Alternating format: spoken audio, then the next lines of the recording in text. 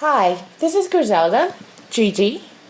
I have here with me Zia Parker, and her team have a crowdfunding project currently live on Indiegogo.com, which is called Water and a Forest for Every Village.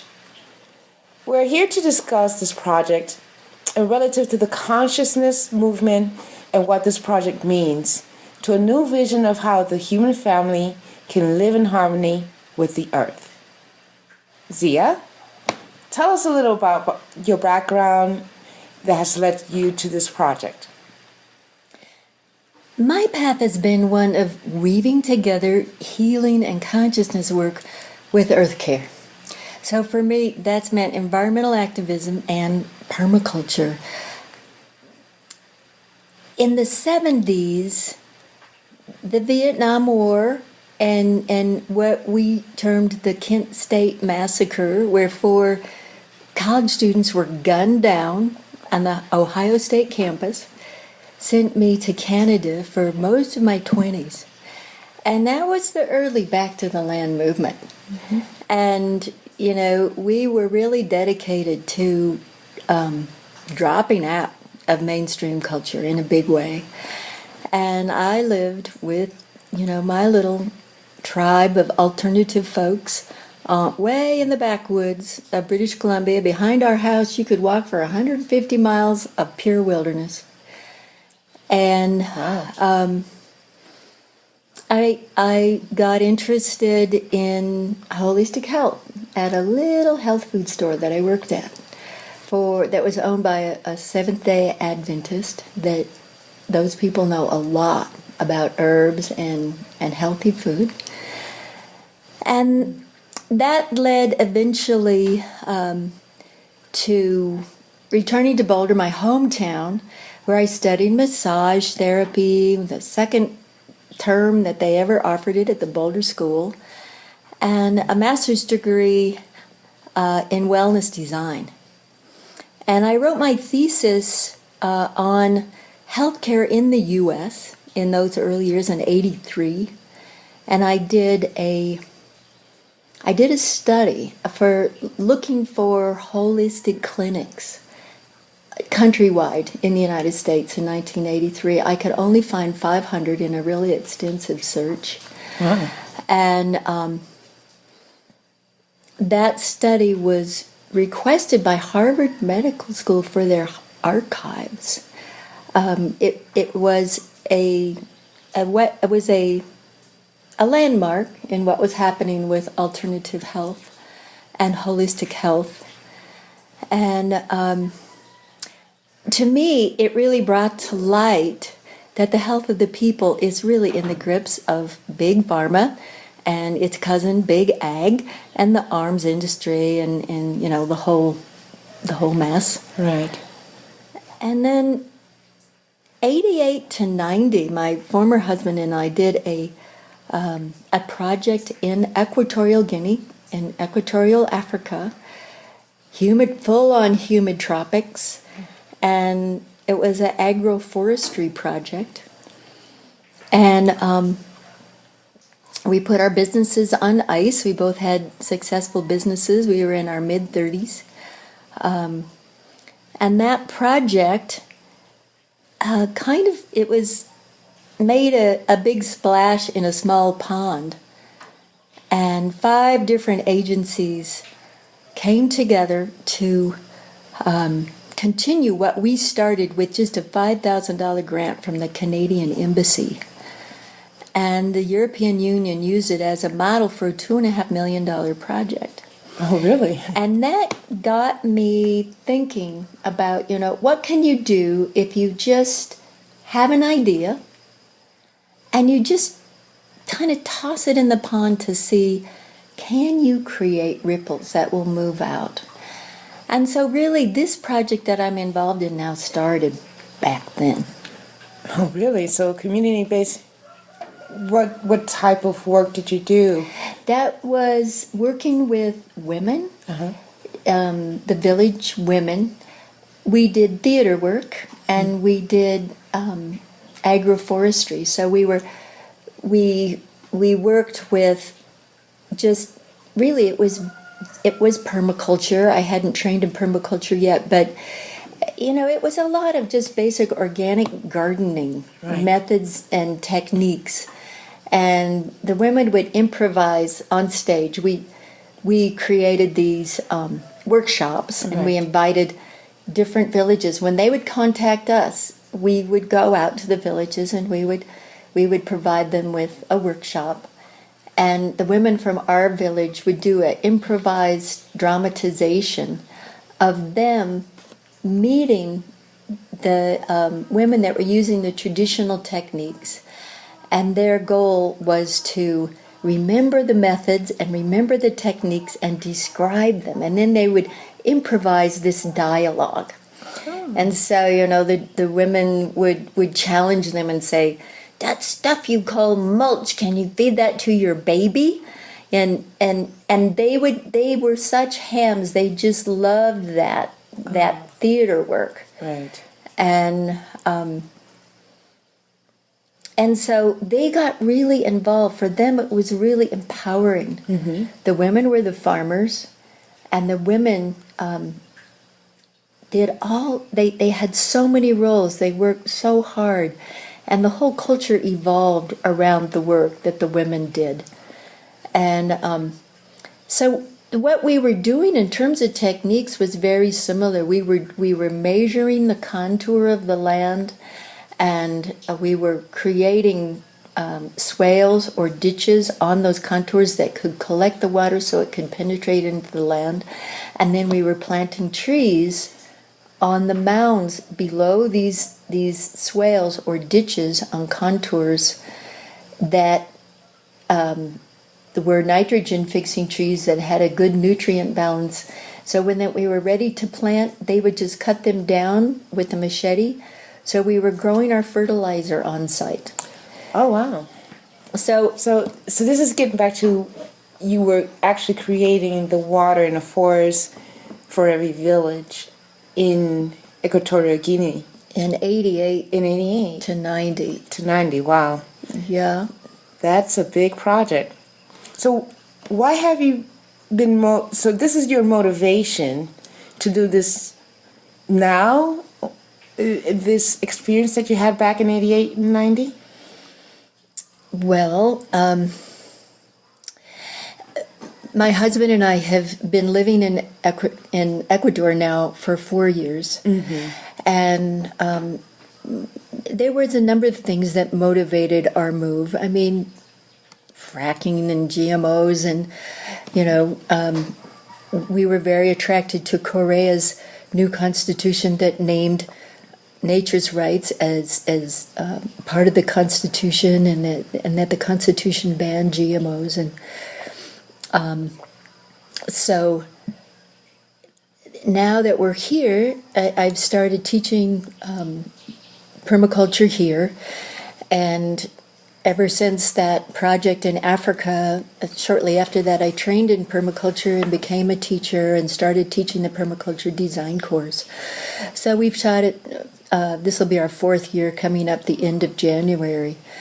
And this is really an outgrowth of that work. Mm-hmm. Last year in the permaculture design course, we always have design groups that work on specific projects. Some of them work on a specific piece of land, and some of them work on community projects. So one group worked on this community reforestation project and advanced it. I had started it, and they advanced it, and now we've advanced it more.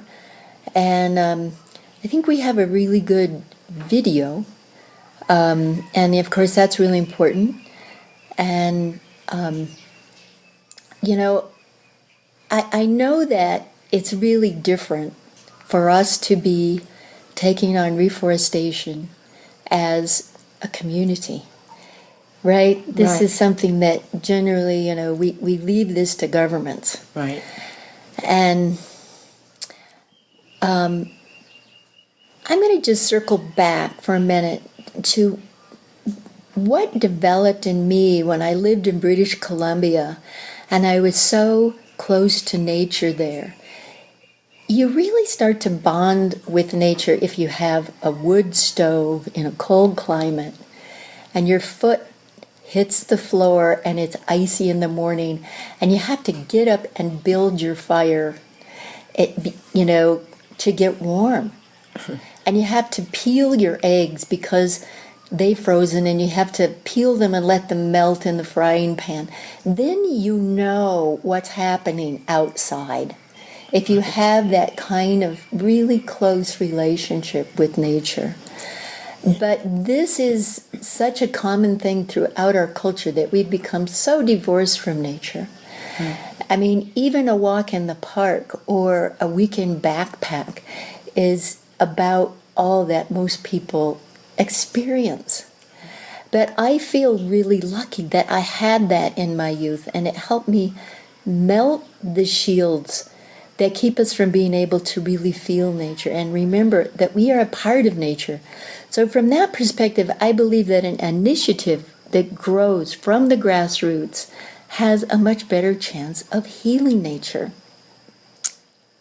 Oh, so, and how would you find that this project, this grassroots project, Water in a Forest for Every Village, be different? How would it apply a system-oriented approach? Well, I want to go into just a little bit more about how we tend to, I think we become over-reliant on the government, and then we're critical if they don't get it right. And we know that there are very basic changes that are being called for. We all know that it's so obvious and that it's urgent. But what we really need in order to make a change is an entirely different approach.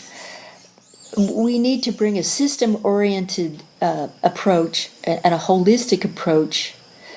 And we've got to recognize and bring deep respect to the complex web of relationships that exist in nature. I love the Japanese natural farming genius Masanobu Fukuoka. One of his quotes is, "Those who break off a piece of nature lay hold of something that is dead, and unaware that what they are examining is no longer what they think it to be, they claim to understand nature." So I think it's time that we take back our power to act as a citizen's force to bring healing into some key crisis areas. And just see what can happen. If crowdfunding can raise $1 million for a rock star or for a kitchen gadget or for a new digital calendar, why can't we raise money to heal an ecosystem? Let's give it a try. But what would make it different? How would you apply a system-oriented approach through the use of the crowdfunding? Okay, good. That's a really important question. So first of all, just by the questions that we ask, how can we support nature to heal? Nature has an incredible capacity to heal, just as do our own bodies. Observation is always the first step in permaculture and the most important principle. So because Vilcabamba Valley is the chosen site of this project, observing the valley as a whole living system is critical, and the watersheds within the valley as whole systems, and each property as a system. And obviously, each watershed and each property has to be addressed as highly unique with very specific profiles that must be addressed. Our aim is healing the water cycle. If we want to heal the water cycle, we need trees. And why is that? Well, condensation happens on the leaves of trees. Right. It happens because of a temperature differential. 75% of the water that comes to Earth comes via condensation. Right.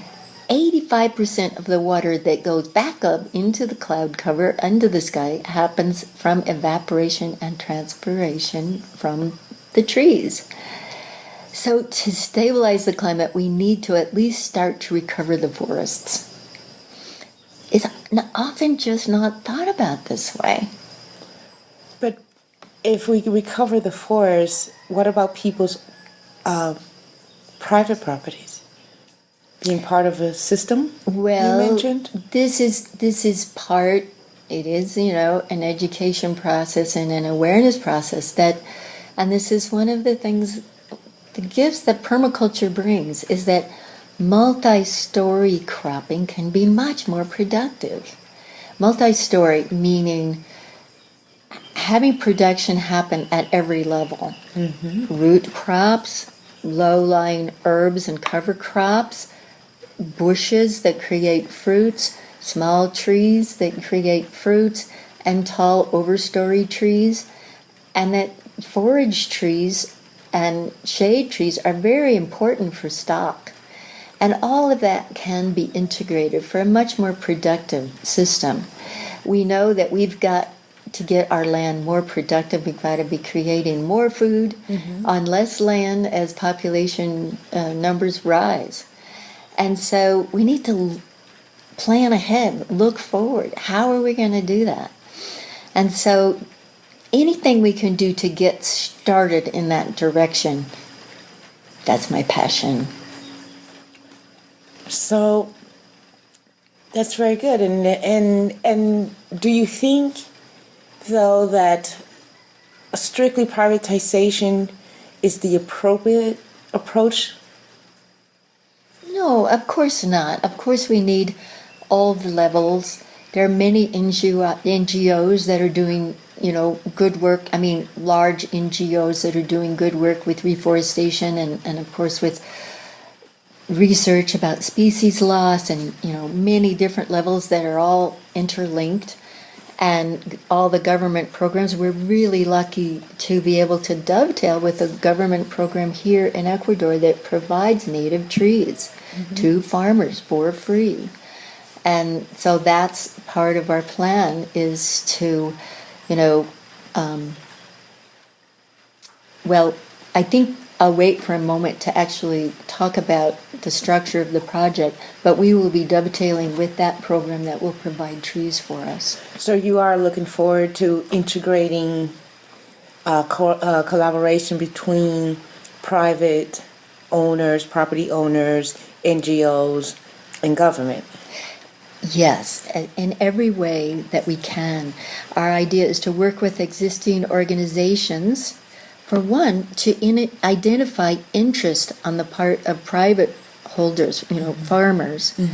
So, here in rural Ecuador, water boards, locally called water juntas, are really important. They have meetings that are obligatory, so that's a way that we can go, and we've done that to go to present these ideas to those meetings, and just see who's interested. Okay, well, meet with us. Here we're gonna have a meeting on this night, and that's how we can identify people that are interested and start to train people that are interested. We need to work with people that are motivated.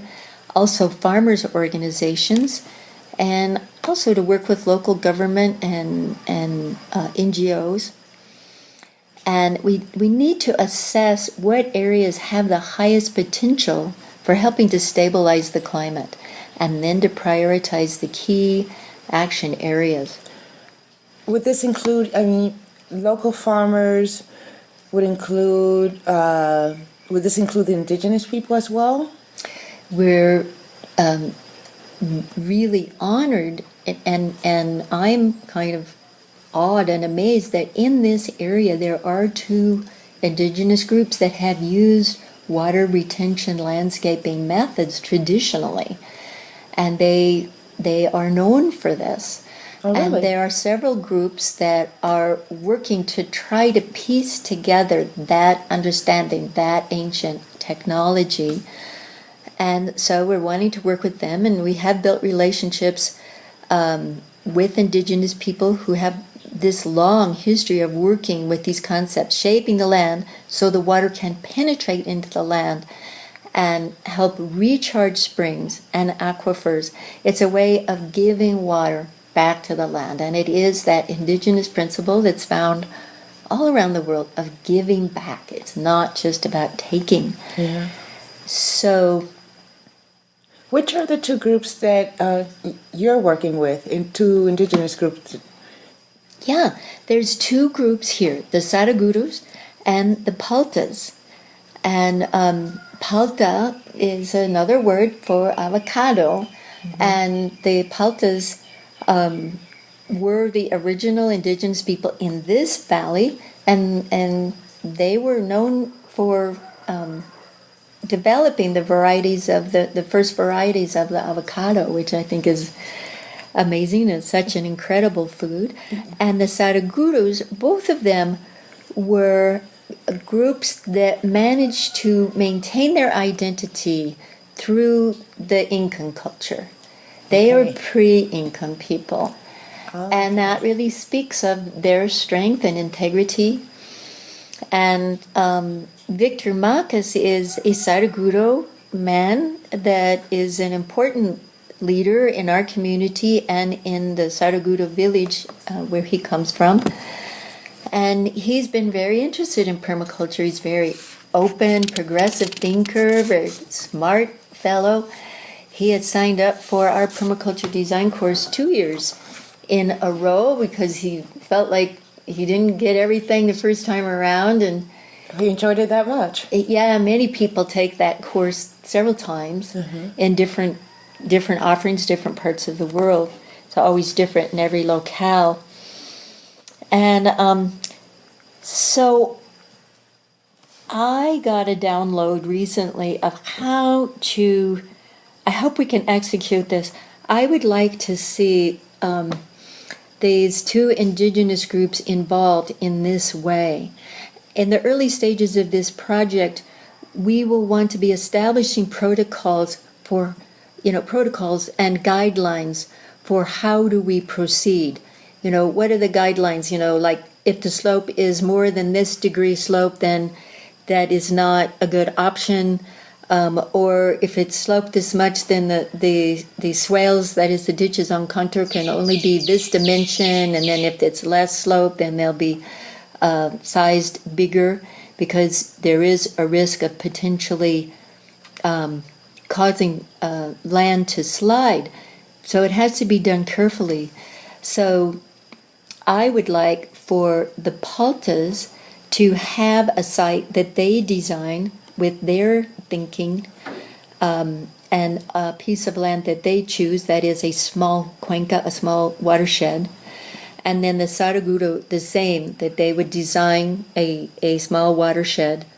And then perhaps also some of the permaculture leaders here in Ecuador could take another site that they design, and perhaps we also interest some water engineers to engage with us to do a fourth design. And then we all exchange ideas, walk the properties, and present the designs to each other and render them down to a protocol. Oh. And that type of collaboration is actually not rare here in Ecuador. In Ecuador, if you have a health problem that has caused you a hospitalization, it's possible that you can ask for a conference between your naturopath, your MD specialist, and your shaman, and they will talk over your case and share with each other. That's beautiful. That is beautiful. And it is uncommon in other places. Yeah, but it So- can happen here in Ecuador. And so I took a look at your video at Indiegogo.com, Water in the Forest for Every Village. And it shows a model that you have at your farm. Can you talk to us a little bit about it, your model? Well, I really love if all the listeners could go to Indiegogo.com and look at that video, because a picture is worth 1,000 words in this case. And we had a friend that drew it for us, and then my nephew did a little animation so you can see the way that the water flows with gravity. But basically, we are collecting water on the road above us, and we get runoff from the farm above us. And generally, in a climate like ours where we have a rainy season where it can rain very intensely and then we have a dry season, people think of water as either there's too much of it, let's get rid of it, or it's too dry, we don't have enough of it, and there's nothing we can do. So what we're doing is we're collecting the water. We have a series of sediment tanks that allows the water to settle through a gravity feed system of 4 tanks.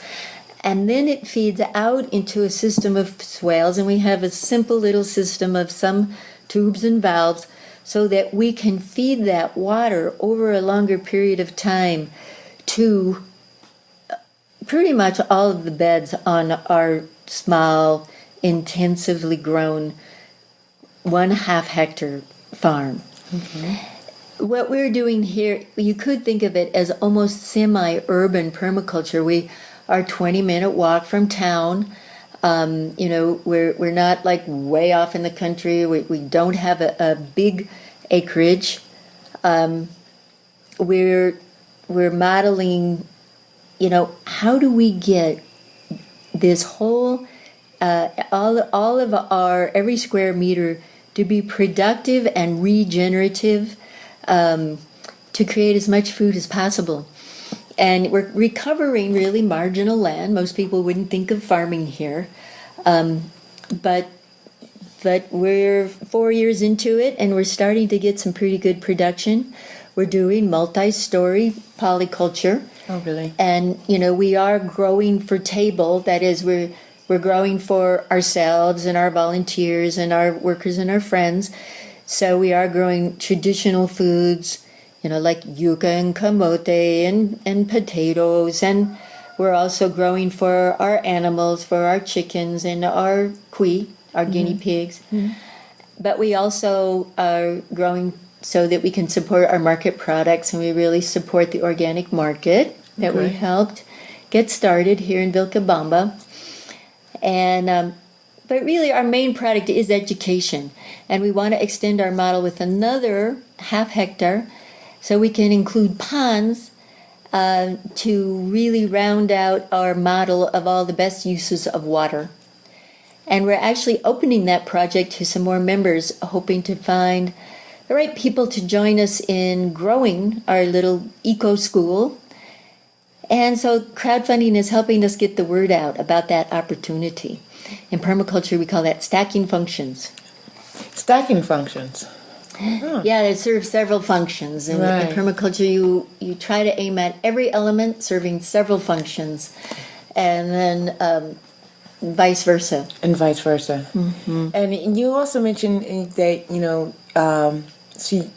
you're having ponds.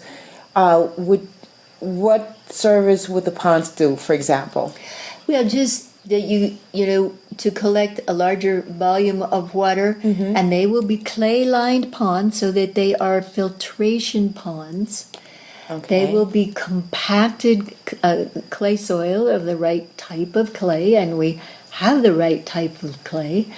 And then they also will have swales feeding off of them, so that those waterways or contour canals will take water that will, through a series of S-curves, go down through the land and water all of our crops. And this can happen for any farmer? Yes, and each property, of course, is very different. Like our swales are quite extensive. If you had a 20-hectare farm, it's possible maybe you would only have 3 swales. Right. And they would support a variety of trees, some fruit trees, some lumber trees, some forage trees. And once those trees get established, then they will reseed down the hill and help increase production over time. Over time. Interesting. Now, in your budget that I saw, which can be seen at www.vivavelde.info, you mentioned creating bigger models. So you've given us thank you for the information you've given us on your model at your farm. Can you tell us a little bit more about creating other bigger models? Well, we've been collaborating with Victor Macas, the Saraguro friend that I mentioned, and his farm is 140 hectares. It's a big farm. Big. It encompasses, well, at least 2 different climate zones. And he's really eager to see the traditional methods of his people supported on his farm. And so, there's a certain amount of the budget that will be going to his farm to help him do that. And then he'll be bringing in elders from his group of original people from, the Saraguro. There is a town, Saraguro, in our province, Loja province. And, so he'll be working with them. So it's very much that he'll be teaching us and we'll be exchanging information. Okay. And then there are other successful models. Is that correct? There are many successful models for this method. And there's one of the videos that I did on the crowdfunding site.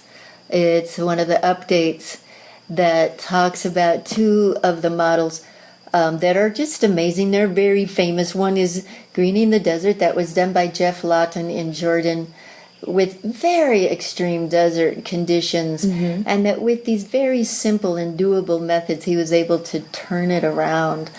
And then John Liu was able to document. He's a wonderful videographer that's really dedicated to helping the earth heal. And his documentation of the Loess Plateau project in China, which is an immense area, 375,000 cubic kilometers. It's the area the size of France. That was total desert. And over a period of 10 years, they've been able to green that desert. And the thing that's different about those projects is they were both funded by governments or very large NGOs. And we're saying, hey, people, you and I can do this. And I hope that no matter what happens with our project, that people will get the idea that it's time for us to step into our power and start to fund our dreams, our projects, our passions. And I'm really hoping that some of those will be under the category of helping the earth. Right. She really is our mother. Right. That's the thing that I think, we are in this amnesia, this sleepwalking of consumerism, a consumeristic dream, that we have forgotten that really our first allegiance is to our mother that is ailing. She's really ailing. Perhaps she's dying. And so, I just want to encourage all of us to do what we can. Let's all do what we can. Let's see what we can do. And so that's why it's important to have this crowdfunding so that people on a smaller scale, Any can- scale, or any scale, can try to do something for their own village. As you say, water in a forest in each village. Yeah. That's why we have that name. Because this method is applicable almost everywhere on Earth, Gigi. Like, the only place it's not applicable is where, in the humid tropics where there's plenty of rain. In those places where it rains, 300 days out of the year, they don't need this method. Right. But pretty much every place else can use this method, and it's very applicable in urban settings. Right. But of course, it's also applicable to all of those good projects for, school lunch programs. Let's get some good food into the kids at school. Right.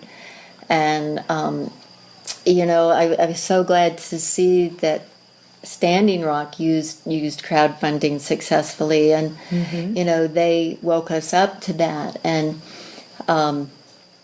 so, Is there anything else you would like to add? Simply that this could work. So I want to ask everyone that's listening, please help pass the word and go online and make a donation. Small donations from many people is what has made crowdfunding a financial phenomena. Right. And so any amount really helps.